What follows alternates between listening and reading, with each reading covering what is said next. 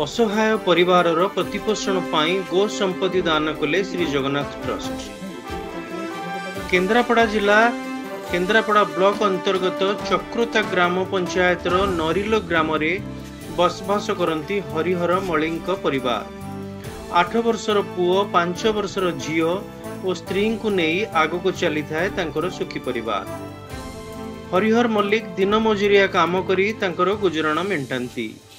कहीं केजाणी एही परिवार को कहार नजर लगी जाए गत जून 21 तारिख रे विद्युत आघात रे तांकर अकाल वियोग हुए।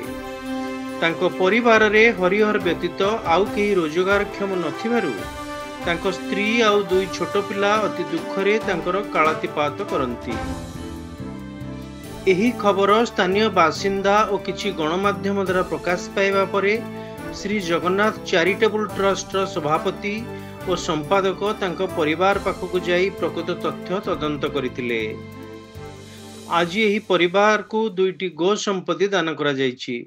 श्री जगन्नाथ चैरिटेबल ट्रस्ट एही कार्यक्रम स्थायी समाधान पंथा अटे।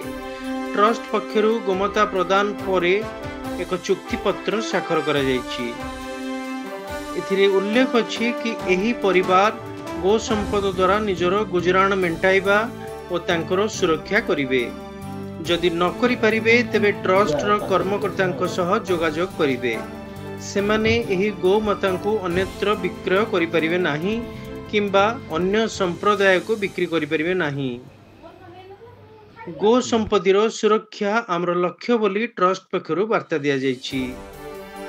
आजिर कार्यक्रम रे श्री जगन्नाथ चैरिटेबल ट्रस्ट सभापति दमन महांती, संपादक राजेश कुमार बारिक, मनोज कुमार जेना, ओहित्रांशु बेहेरा, ब्रजकिशोर दास, मनोज कुमार राउत, निगम कुमार साहू, भावग्राही साहू और अंबुज लेंका उपस्थित थिले। ब्यूरो रिपोर्ट सहित शक्ति महापात्र, ओडिशा मिरर।